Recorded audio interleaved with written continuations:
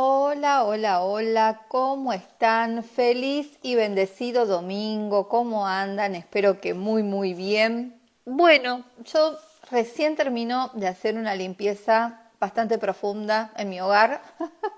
Vamos a ver mañana cómo ando del ciático. Y bueno, tenía ganas de pasarla a leer un capítulo que ayer dije que iba a leerles y después, bueno, nada.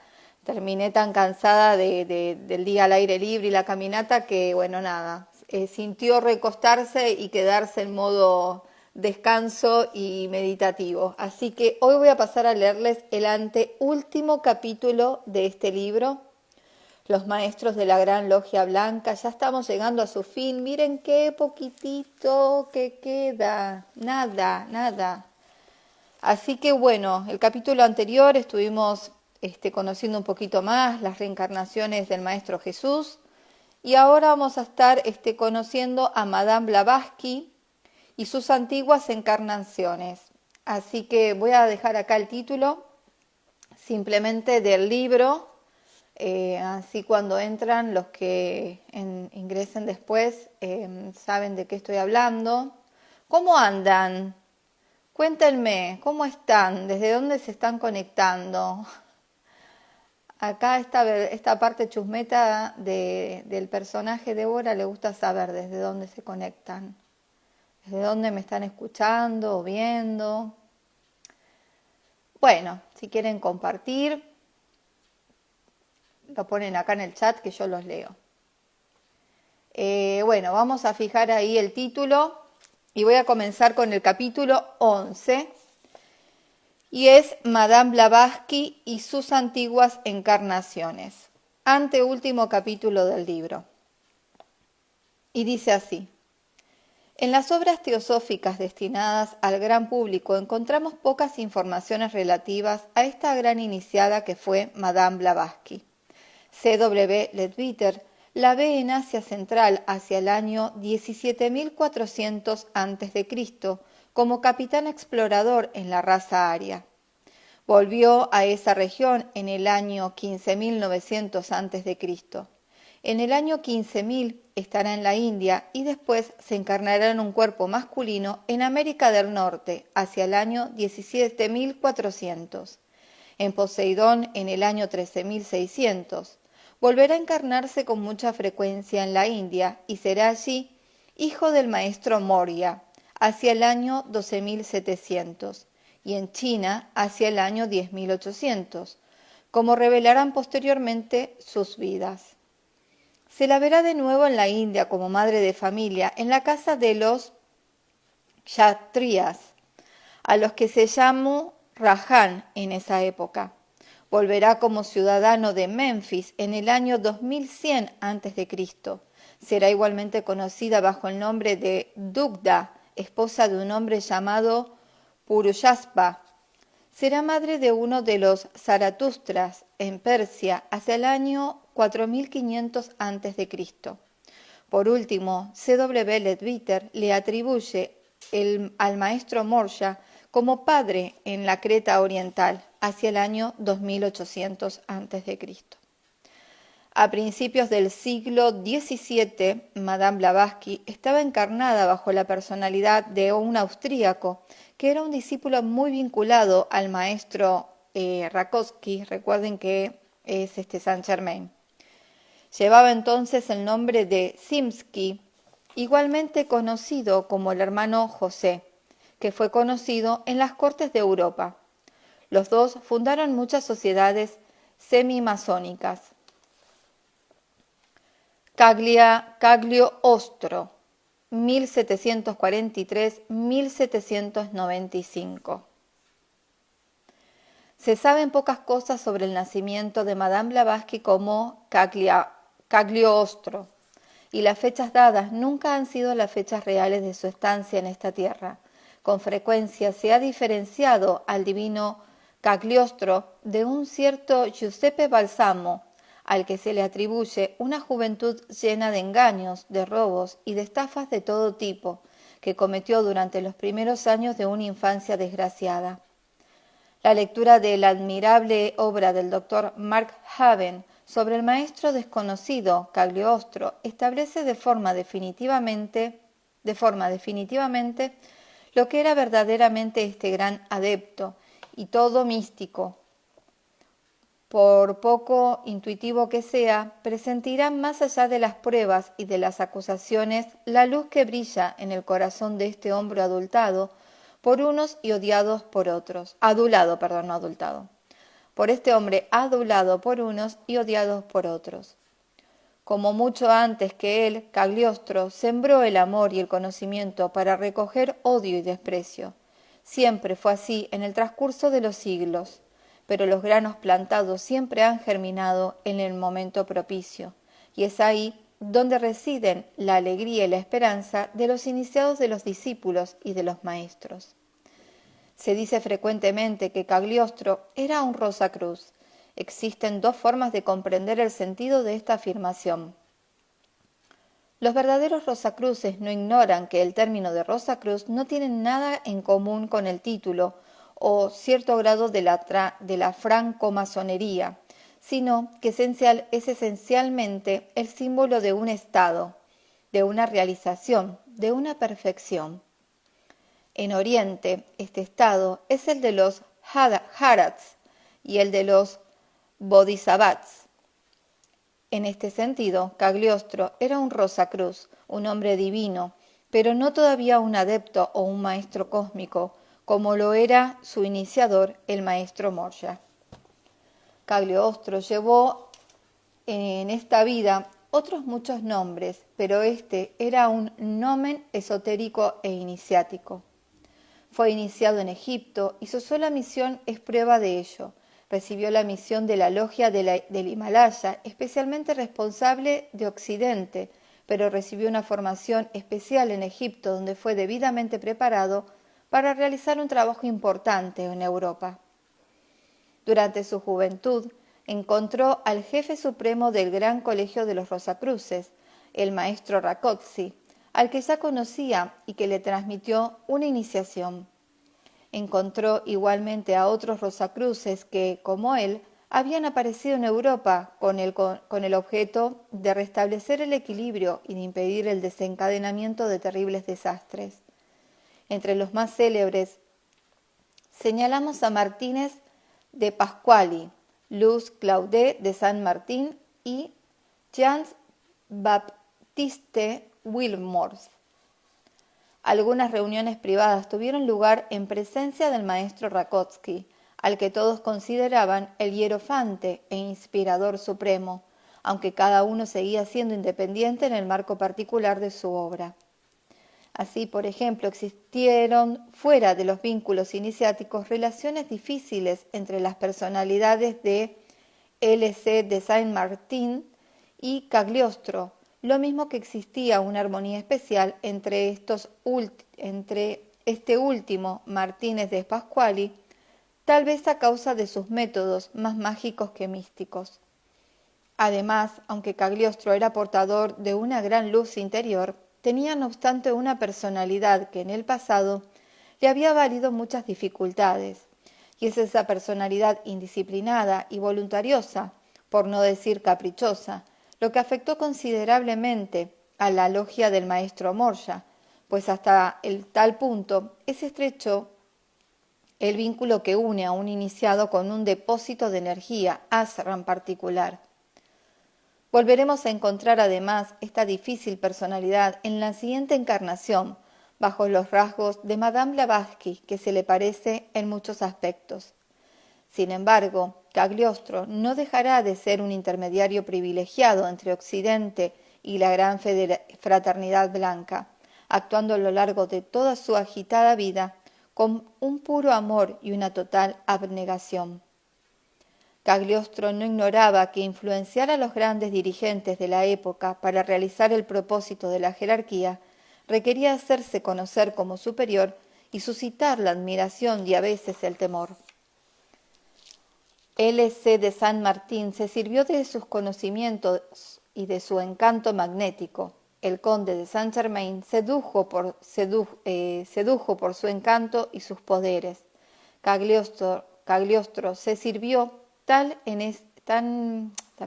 tal vez en demasía, de sus facultades psíquicas, ya que asombró a Europa, primero en Londres en 1777, en donde fue iniciado como masón, en Mitau, en donde abrió una logia mixta, en San Petersburgo en 1779 y en Varsovia en 1780.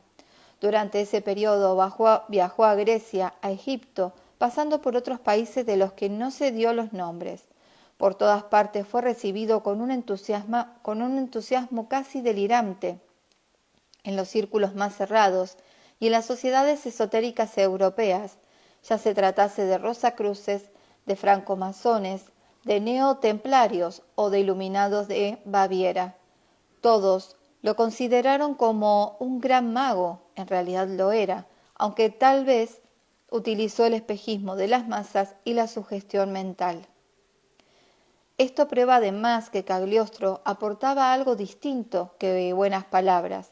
De hecho, su objetivo, y el de los maestros, era el de regenerar espiritualmente las sociedades y especialmente las de influencia masónica, evocando de nuevo el poder de la palabra perdida, en cuya posesión únicamente estaban los Rosacruces, o los que se había encargado la misión. Esta regeneración del hombre despojado de sus derechos preadámico se realiza mediante el poder de la magia ritual, la evocación de los poderes angélicos, sefiróticos y sobre todo por una reorganización del pensamiento, una disciplina del cuerpo y una moral sin falla, como lo demuestra su ritual del rito egipcio. En la época de Cagliostro, la francomasonería era un poderoso depósito de energía, por desgracia preocupado demasiado frecuentemente por las reformas intelectuales y políticas. Sin embargo, esta potente forma pensamiento podía ser utilizada últimamente por la jerarquía oculta.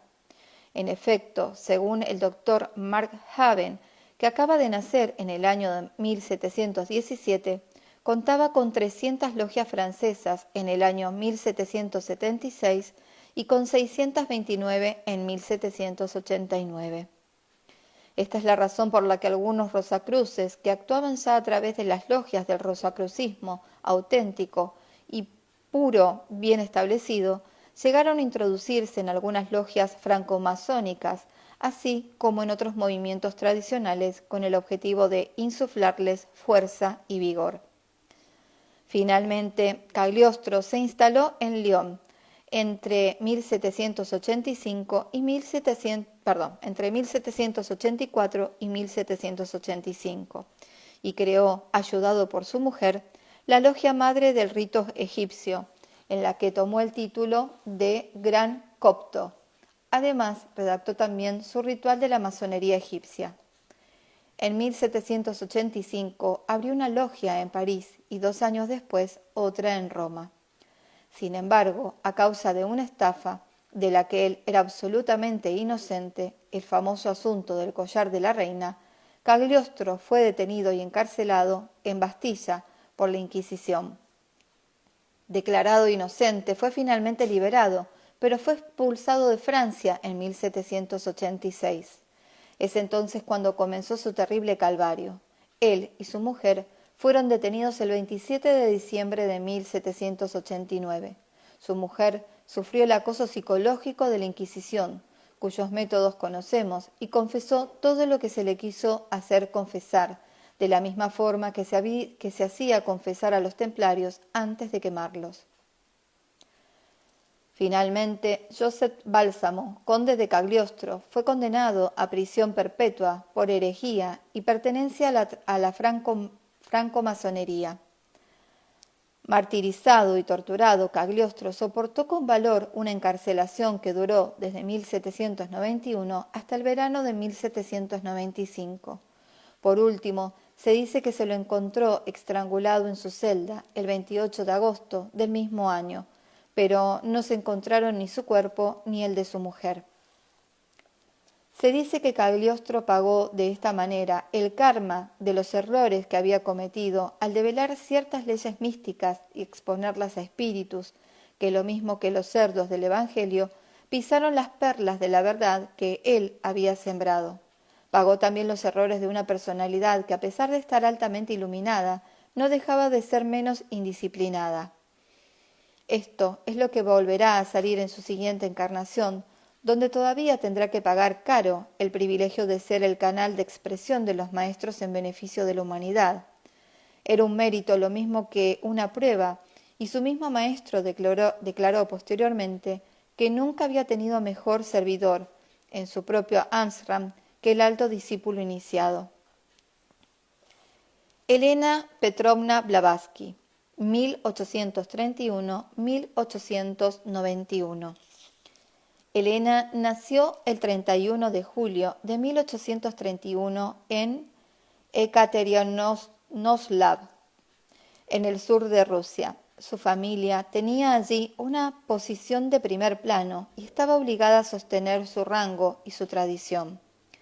Elena fue una rebelde, indisciplinada desde su más tierna infancia, que ridiculizaba constantemente las conversaciones y los hábitos burgueses. A pesar de este carácter indomable, que se sublevaba a la menor contrariedad y que forzaba a sus gobernantas a abandonar su servicio una tras otra, mostraba disposiciones poco comunes para la mediunidad y ya tenía dones psíquicos excepcionales. Siendo vidente, hablaba con seres invisibles, iniciados, ángeles o elementales, y fascinaba a sus pequeñas amigas sugestionándolas. Tuvo la suerte de recibir una buena cultura, hablaba varias lenguas, era una buena música y tenía cierto don para la literatura. En 1848 fue obligada a casarse con el viejo general Nicéphore V Blavatsky, al que ella no quería en absoluto, y la misma tarde de su boda intentó sobornar a un cosano, pero fue descubierta y desde entonces fue sometida a una estrecha vigilancia. No obstante, Elena había decidido partir. Al cabo de 3 años consiguió finalmente huir y volvió con su familia. Sin embargo, por miedo a ser obligada a volver con su marido, decidió partir. Esta aventura duró 5 largos años, durante los cuales permaneció en contacto con su padre, que le enviaba fondos. Así pues, será caballista de circo en Constantinopla, acompañará a un mago copto por el Cairo, dará a continuación cursos de piano en Londres. En resumen, frecuentará los círculos más variados, ya sean espirituales o revolucionarios. En 1851, Elena encontró físicamente y por primera vez a su instructor, el maestro Morja, que desde su juventud le había protegido. Le explicó el sentido de su visión y desde entonces comenzó una estrecha colaboración con el maestro y su discípula totalmente entregada. Bajo su alta dirección aprendió a controlar mejor las fuerzas psíquicas que se expresaban en ella y a utilizarlas para ser capaz de sentir el propósito de los maestros y convertirse en un canal o en un vínculo entre ellos y Occidente. En 1853 partió hacia la India para penetrar en el Tíbet. Este hecho fue confirmado por el general Murray, que tenía el mando de esta parte de la frontera, Bután-Nepal, y que la alojó un mes como pensionista. Parece que permaneció cerca de 2 años en un templo de Nepal, cuyo fundador había sido el maestro D.K. D.K., recuerden que era el maestro Jesús. Durante su encarnación como Asanga. Este monasterio, que según algunos tenía ya 2 o 3 siglos de antigüedad, era un lugar sagrado donde los estudiantes avanzados de esoterismo acudían para estudiar los fragmentos de una enseñanza muy preciosa. Fue en ese monasterio donde pasó un tiempo el maestro D.K. y donde enseñó una tradición aún viva en la actualidad, cuyo fundamento se encuentra en una obra sagrada llamada El Libro de los Preceptos de Oro. C.W. Leadbeater escribe que esta obra se compone de un conjunto de extractos y comentarios tomados de las estancias de Sidian. Su origen, escrito en la lengua sagrada, se encuentra en las manos del jefe de la Gran Fraternidad Blanca, e incluso se dice que las 6 primeras estancias pertenecen a una época anterior a nuestro mundo. A partir de estas estancias, Siddhant fue escrita la doctrina secreta de Madame Blavatsky. Después de 2 años, Elena fue admitida para entrar en el Tíbet y para conocer a los más altos adeptos de la Gran Fraternidad Blanca. Se le permitió acceder al ashram secreto cerca de Sigatse.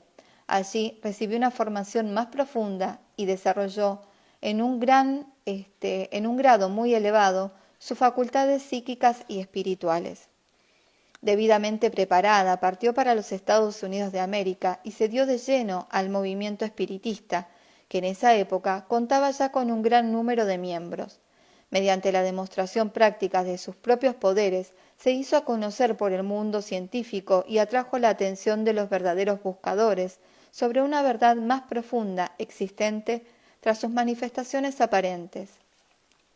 Comenzó a interesar a muchas personas en la existencia de una jerarquía de adeptos, a las que ella llamaba choams, ashram o hermanos mayores. Así pues, ella rehizo lo que ya había hecho en su encarnación anterior dentro de las sociedades masónicas y se convirtió de nuevo en un canal de luz de la verdadera tradición, que intentó expandir en el espíritu de personas inteligentes y dispuestas a emprender el sendero de la iniciación. Madame Blavatsky fue enviada a una granja de Vermont con el objeto de encontrar a quien debía convertirse en el organizador excepcional de la futura sociedad. Se trataba del coronel Henry Stittle Olcott, que había ido a hacer una encuesta a esa granja en donde se producían materializaciones de espíritus. Madame Blavatsky le causó tal impresión que se estableció inmediatamente un contacto regular y decidieron actuar juntos. El 13 de septiembre de 1875 fundaron en Nueva York una sociedad de investigación espiritista que se convertiría después en la Sociedad Teosófica, con el coronel Olcott como presidente y Madame Blavatsky como secretaria general. Con el objeto de hacer accesible la enseñanza tradicional de la filosofía esotérica y de demostrar de nuevo a los ojos del mundo la verdad de la enseñanza ocultista y científica, Madame Blavatsky escribió en 1877 Isis sin velo. Esta primera obra fue creada con la ayuda de sus propias facultades psíquicas que le permitían percibir mediante proyección de su ser interior todos los documentos raros y los manuscritos más secretos que se encontraban fuera del alcance de la mayoría de los mortales, tal como pueden encontrarse, no sin dificultad, en el Museo Británico de Londres, en las lamacerías secretas del Tíbet o en los sótanos del Vaticano. Fue igualmente inspirada por varios adeptos como el maestro Rakotsi y el maestro Júpiter, el Rishi Agastya de los Nilgiris. El coronel Olcott, en su libro A la dévolté de occulté, cuenta que ella solía materializar ante él las obras que necesitaba. En otras ocasiones recuerda que su pluma recorría la hoja de papel cuando de repente se detenía, miraba al vacío con la mirada vaga de una profeta, escudriñada con la vista como si viese algo invisible que estuviese encima de ella, y comenzaba a copiar en el papel lo que veía. Cuando acababa la cita, sus ojos volvían a cobrar su expresión natural.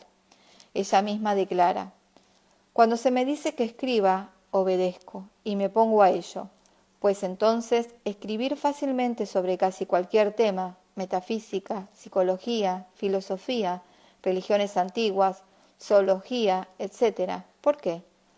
Porque alguien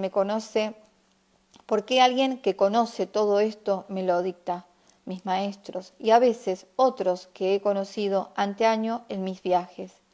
En 1878, en compañía del coronel Olcott, Blavatsky regresó a la India y ante el éxito encontrado decidieron establecer una sede en Bombay. Su revista, The Theosophies, se convirtió en una de las revistas más leídas.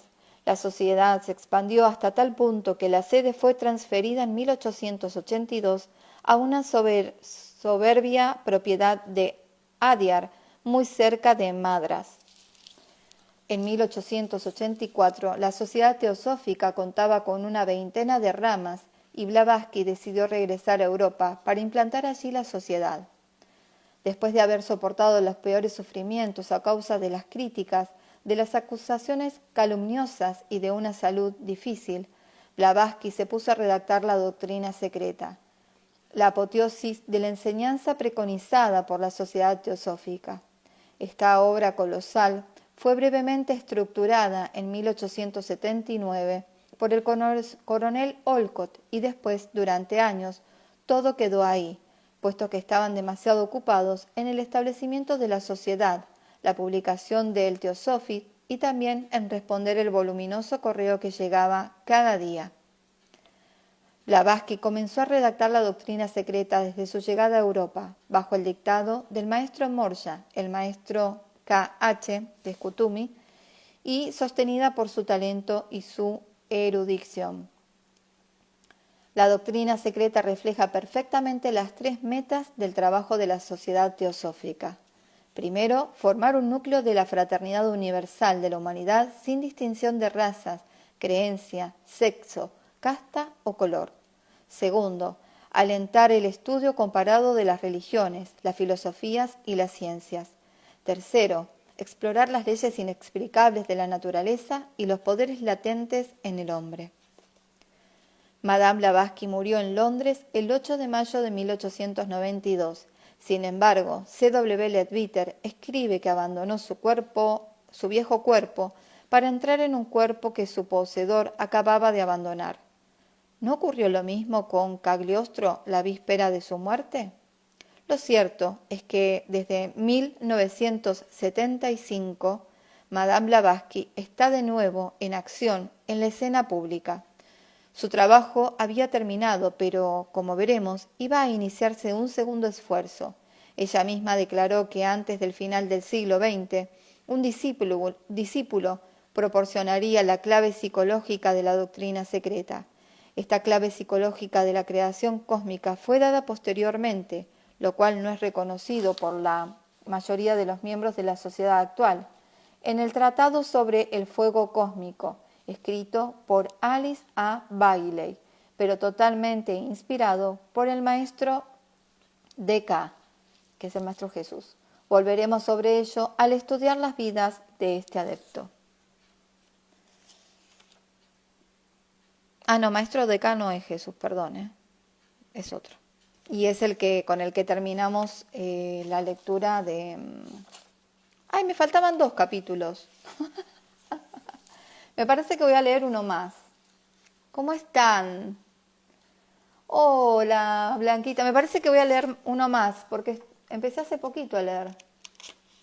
Así que tengo tiempo. Voy con el maestro D.K., porque ahora me quedó ahí esta encarnación de 1975, que bueno, parece que es Madame Blavatsky de nuevo en acción. Bueno, voy a seguir leyendo.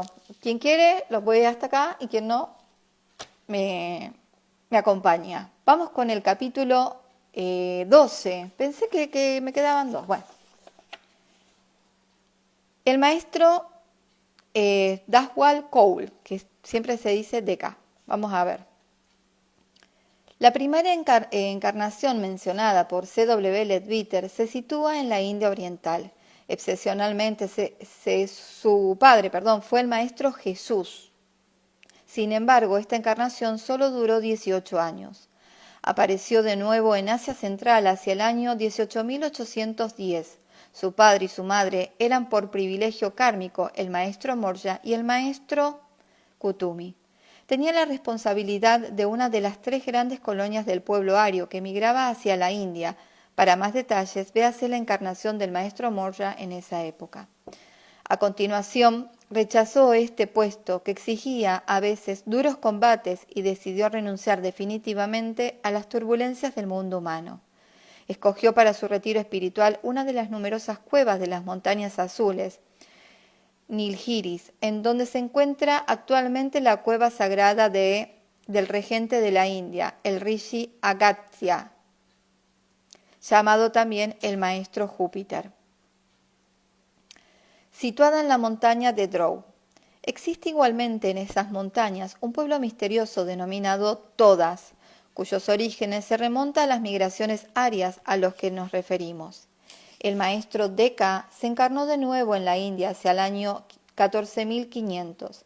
Era hijo de un cultivador que poseía grandes tierras y numerosos rebaños.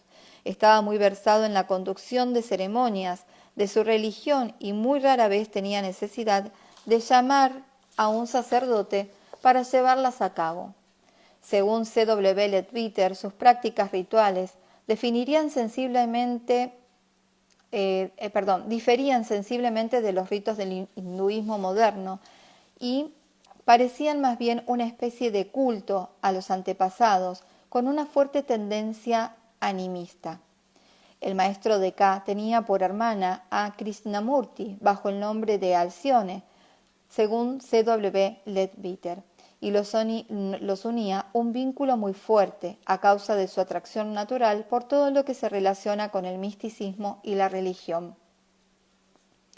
Así pues, decidieron partir los dos en búsqueda de una comunidad secreta, considerada por muchos como una simple leyenda, pero que iba tal vez a aportarle las respuestas a las numerosas preguntas que se planteaban y a las que nadie podía responder.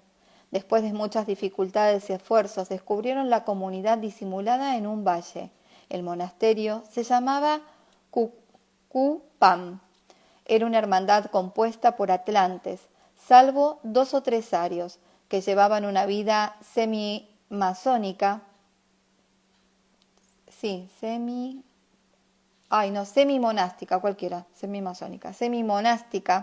reducida a los trabajos de subsistencia y al estudio de una ciencia tradicional que databa de la antigua Atlántida. Los miembros de esta comunidad se dedicaban a la oración y a la meditación. Tras descubrir la entrada, el maestro Deka se presentó allí y pidió ser atendido, petición que fue rechazada. Gracias a su insistencia, tan tranquila como enérgica, fue conducido, no obstante, a la presencia del jefe de la comunidad y pudo explicar claramente los motivos de su viaje. Entonces fue autorizado a permanecer allí, pero Alcione no lo fue, porque las mujeres no eran admitidas. Finalmente el maestro Deka fue tan convincente que ella fue aceptada, pero bajo ciertas condiciones, como por ejemplo la de ocultar su rostro bajo un velo en presencia de los demás monjes. Después de varios meses de estudios, sucedió lo que tenía que suceder. Un joven monje se enamoró de Alcione y ésta no permaneció insensible. El asunto se descubrió y el monje fue expulsado, al igual que Alcione y el maestro Deka. Es así como los tres acabaron por ir a vivir a una vasta granja para practicar allí lo que habían aprendido en la comunidad. Pasaron 12 años tranquilos y en paz y un día el jefe de la comunidad atlante los hizo llamar porque había recibido un mensaje telepático de su instructor, el maestro Kutumi, en el que le decía que la falta de Alcione, aunque era inexcusable, solo era una pequeña falsa humana comparada con su ardiente deseo de instruirse. Falta humana, no falsa humana. Sin embargo, Alcione se había convertido en madre de familia y ella y su marido prefirieron permanecer en la granja para consagrarse a sus hijos. Sin embargo, el maestro Deka decidió ir al monasterio, no para quedarse en él, sino para dar las gracias al abad. Como recuerdo, éste le regaló un raro manuscrito que contenía ciertas doctrinas ocultistas que los tres habían admirado en otro tiempo. Acabaron sus días en esta vasta granja, que se convirtió en un centro irradiante de paz en el que se practicaba ampliamente el conocimiento atlante en beneficio de todos los que deseaban. El maestro Deka se encarnó después en el año 13.600 en Poseidón, dentro de la raza de los montañeses Tlavatli. Llegó a ser un rey y gobernó sabiamente su reino. Hacia el año 12.800 lo volvemos a encontrar en la India, en donde fue uno de los hijos del maestro Kutumi, que era entonces un gran sacerdote. Hacia el año 12.090 nació en Perú y tuvo como hermano al Inca Morya. Después volvió a la Atlántida hacia el año 9500, poco antes del hundimiento de la última pequeña isla. Vuelve a la India hacia los años 8600 y 7700, a Egipto hacia el año 6900, a la India otra vez entre los años 5600 y 4900, de nuevo a Egipto hacia el año 4000 y finalmente a la India hacia el año 2100 como hijo del Maestro Jesús. También se dice que vivió en el año 1500 a.C., siendo tutor de uno de los zoroastros. Después se encarnó bajo el nombre de Cliniais, y fue en esa época el discípulo íntimo de Pitágoras, por su parte, encarnación del maestro K.H. Cliniais fundó una escuela pitagórica muy secreta en Atenas. Se reencarnó después en la India bajo la personalidad de un monje contemporáneo del Buda. Se llamaba Karmajoti, y cooperaba estrechamente con Sakyamuni para extender su enseñanza. Hasta entonces, el tibetano nunca fue reconocido, lo será en la encarnación siguiente. Asanga. Esta vez nació en el noroeste de la India, en Peshawar, en el actual Pakistán, en el siglo V después de Cristo, bajo el nombre de Vasubandhu Kanushika. Cuando fue admitido como monje, tomó el nombre de Asanga, el hombre sin obstáculos. Asanga estaba atormentado porque buscaba desesperadamente penetrar en la doctrina del vacío, Sunyata, que no había llegado a realizar completamente en sus otras vidas. La providencia divina le permitió entonces ser instruido por un maestro de la escuela Hinayana, el budismo esotérico, pero no estaba satisfecho.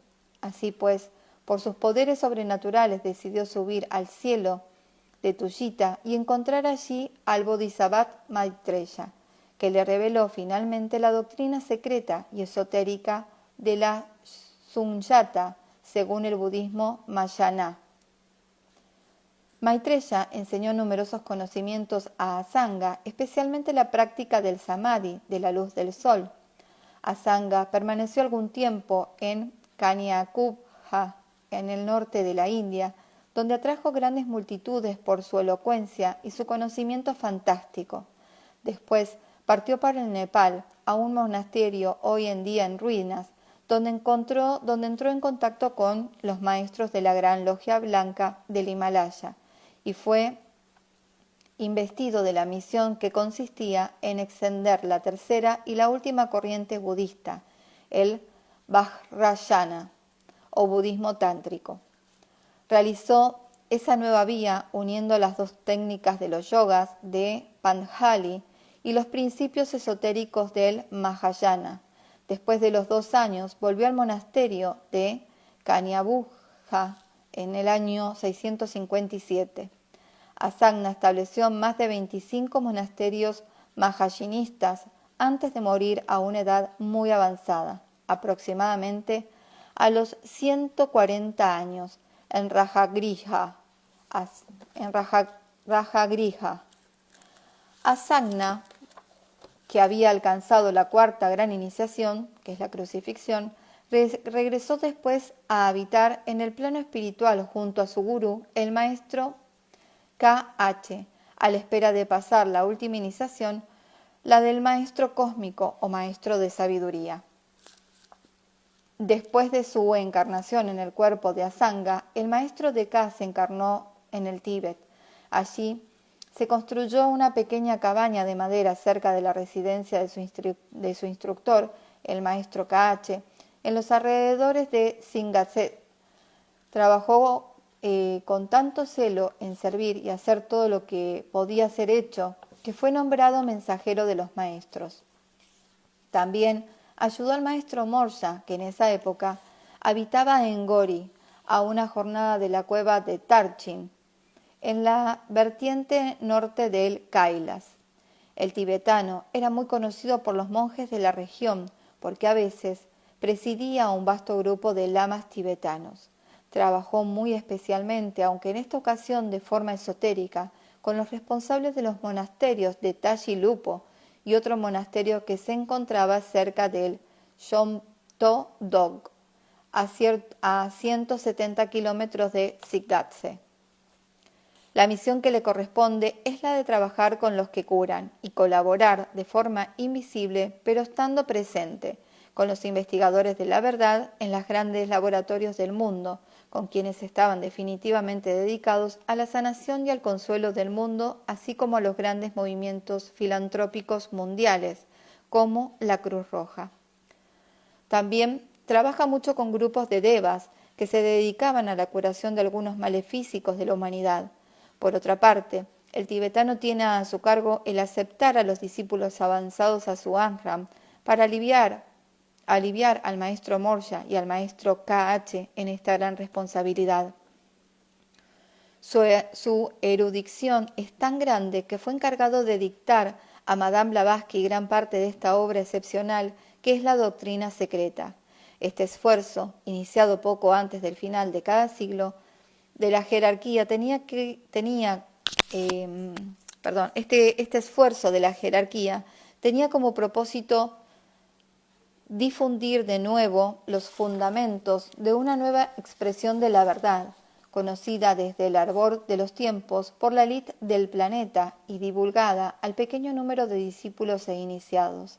Esta revelación fue posible por el hecho de que la humanidad, por sus propios esfuerzos, estaba suficientemente cerca del punto en el que podía aprender con el mínimo riesgo buenas lecciones relativas a la iniciación, la génesis y la existencia de la jerarquía.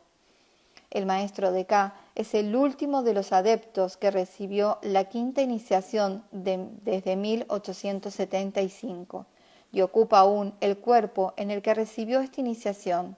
Hacia esa época comenzó un esfuerzo muy especial que duraría hasta la transición de Madame Blavatsky.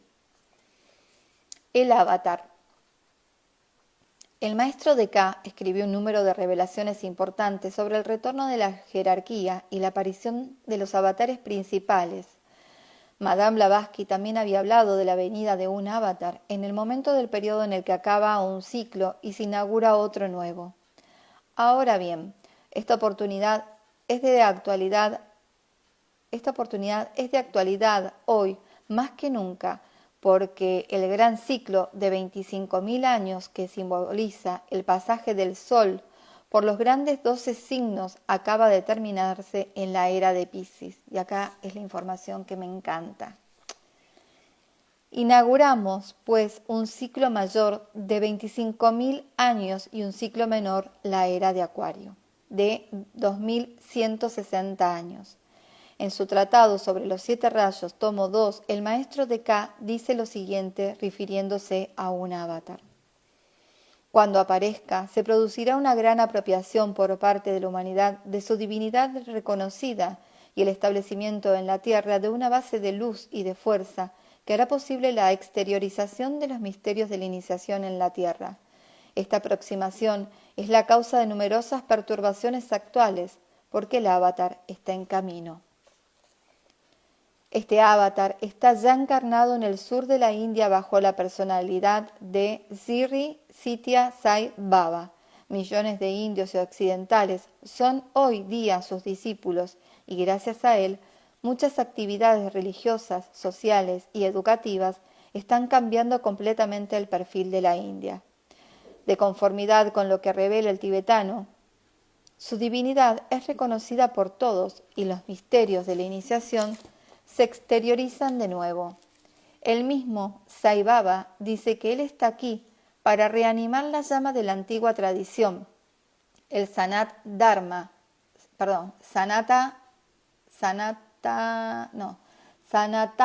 Dharma, y que la organización que ha fundado es en base de una fuerza y de luz que se extiende por el mundo entero. El maestro de Ka dice además, la llegada del avatar que fusionará en sí mismo los tres principios de la divinidad constituye un acontecimiento futuro inevitable, y cuando aparezca se verá la luz que siempre ha sido, se comprenderá el amor que nunca cesa y se revelará la irradiación profunda y oculta. Tendremos entonces un nuevo mundo, un mundo nuevo se expresará en luz, en amor y el conocimiento de Dios. El maestro de Ka precisa que fusionará dentro de él los tres principios de la divinidad. Ahora bien, el avatar Sai Baba es triple, lo cual nunca se ha visto antes. En el siglo pasado, se apareció bajo la forma del gran santo Sai Baba de Shirdi. Hoy día es Satya Sai Baba y posteriormente aparecerá como Prema Sai. Así pues, se considera que él es Murti Tanya Savarupa. Él crea, conserva y destruye. Reúne, pues, los tres aspectos de la divinidad. En un estado objetivo es Shiva, Vishu y Brahma en la síntesis de su manifestación. Él es el medio a través del cual se hacen inteligibles y aparentes la voluntad de Dios, el amor de Dios y la mente de Dios. Finalmente, el maestro de Ka nos dice claramente que no se trata del Cristo. Más adelante llegará un avatar que no alcanzará Más adelante llegará un avatar que no alcanzará ni la iluminación total del Buda ni la expresión completa del amor divino del Cristo, pero que tendrá una gran sabiduría y amor. Además, detentará el poder de materializar, que le permitirá fundar una base de fuerza divina en el plano físico.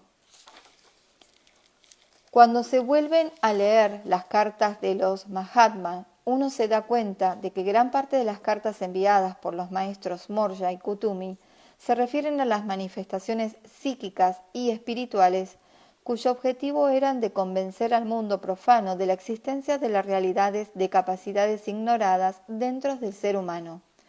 Recordemos igualmente que los siddhis o poderes paranormales solo se manifiestan en determinadas condiciones muy específicas.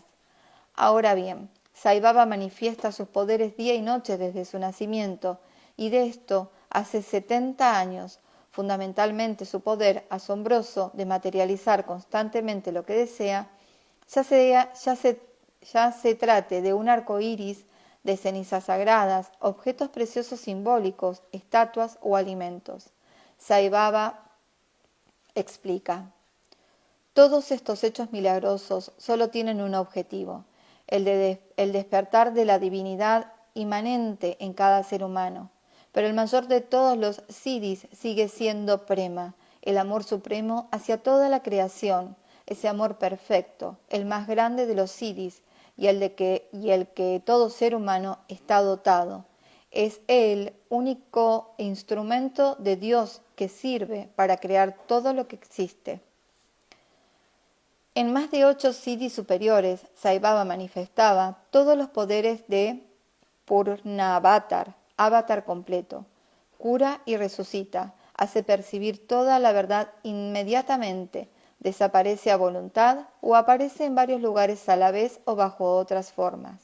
Es Aja, sin nacimiento, y Amurtyu, sin muerte. La omnisciencia no es la prerrogativa de todos los yogis, aunque sean muy avanzados, porque los mismos Mahatma confesaban con gran modestia que también ellos tenían sus propias limitaciones, tal como escribe el maestro K.H.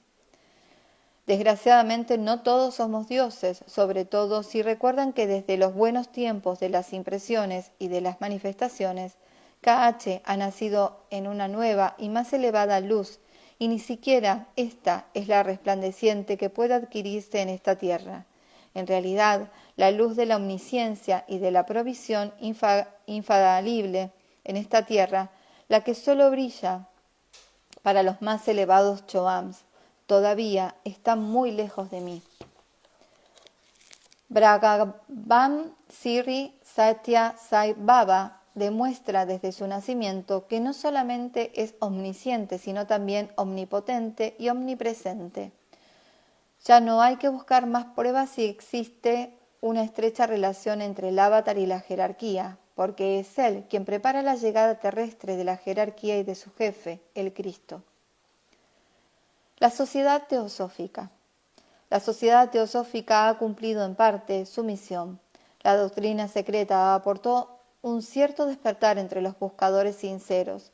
Esto estaba en relación con el plan de la enseñanza establecido por la jerarquía para instruir y condicionar la nueva era de Acuario, este primer periodo de 1875 y 1890. Toda la doctrina secreta es una obra aparente, muy confusa, y las revelaciones que contiene se dirigen en definitiva solo a los lectores valientes, pacientes y ya avanzados en el camino de la realización del yo espiritual. El tibetano y Alice A. Bailey. Fue en California el 19 de noviembre de 1919 donde se estableció su primer contacto entre el maestro de K y Alice A. Bailey. El maestro le pidió que redactase para él algunas cosas y que se ocupase igualmente de hacer publicar determinadas obras antes de revelar a la humanidad nuevas verdades que constituían de alguna forma las llaves de la doctrina secreta, esta vez en lenguaje claro y conciso. Se dice que Alice Bailey comenzó por negarse, ya que no tenía ninguna simpatía por los llamados escritos ocultistas distribuidos por algunos grupos o escuelas iniciáticas. El maestro de K insistió, afirmando que si ella consentía en escribir durante un mes lo que ella transcribiría, él le probaría que la verdad estaría allí, bien invocando intuitivamente la comprensión y el reconocimiento, bien develando la existencia de los elementos de valor para la próxima llegada de la nueva era espiritual. Así pues, el trabajo de Alice Bailey se desarrolló de una doble forma, en su servicio de discípula hacia su propio maestro Kutumi y en la aceptación de trabajar con el tibetano en la transcripción de 24 obras reveladoras del más profundo y puro esoterismo. Lo mismo que para Madame Blavatsky, sin duda tuvo lugar físicamente el dictado, pero fue sobre todo gracias a una forma de telepatía superior. Esto exigió 30 años de dura y encarnizada tarea.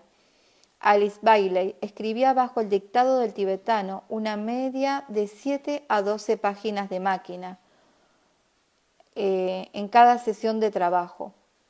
Cuando todo estuvo terminado, durante los 30 días que siguieron, Alice Bailey fue liberada de las limitaciones de su cuerpo físico. La Escuela Arcana, fundada en 1933, es una iniciativa personal de Alice Bailey y no del tibetano, que jamás la dirigió. Sin embargo, esta escuela fue utilizada para anclar ciertas actividades de servicio como los triángulos, la buena voluntad mundial y la distribución de la gran invocación. Solo representa de hecho una ampliación progresiva de las obras del tibetano, pero hay que precisar que la enseñanza del tibetano tiene sobre todo la óptica de construcción de nuevas formas pensamientos creadas para la lectura, la comprensión y la práctica del servicio a fin de contrarrestar las viejas formas pensamientos de la era de Piscis. Sin embargo, las obras no indican ninguna técnica realmente iniciática.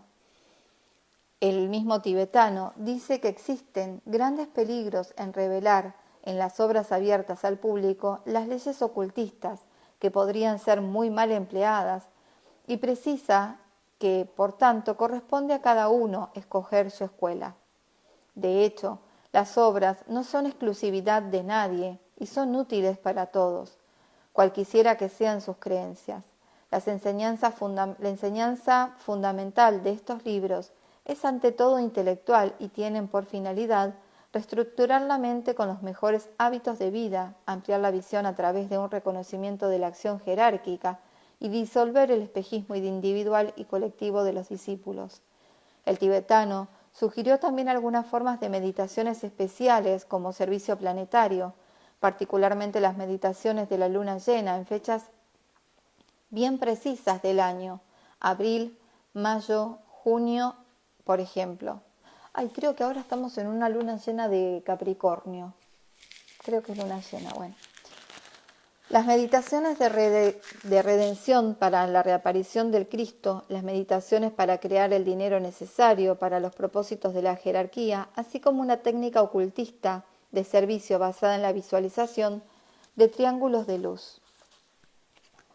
Bueno, y ahora sí, hasta acá queda el último capítulo, que no son muchas hojas, pero tengo miedo de que se me corten la mitad. Son cinco hojas, pero no lo voy a leer ahora porque ya llevo casi una hora y sé que en cualquier momento se me va a cortar el vivo. Así que bueno, mañana a la mañana seguramente leo estas últimas 5 hojitas y veré qué otro libro puedo compartirles luego de terminar este. Así que bueno, seres bonitos, muchísimas gracias. Vi que estuvieron antes escribiendo, pero bueno, con la lectura no pude leer. Bueno, gracias a todos los que están. Gracias, Blanquita hermosa, no sé si seguirás estando por ahí, pero bueno, gracias infinitas por todo lo que me brindan ahí con esos corazoncitos que se despliegan. Muchísimas gracias. Andreita también, que me estuvo ahí saludando. Bueno, gracias a todos. En realidad, nada, esta mi amiguita San, creo que me mandaste un mensaje, todavía no lo vi, ahora lo voy a pispear.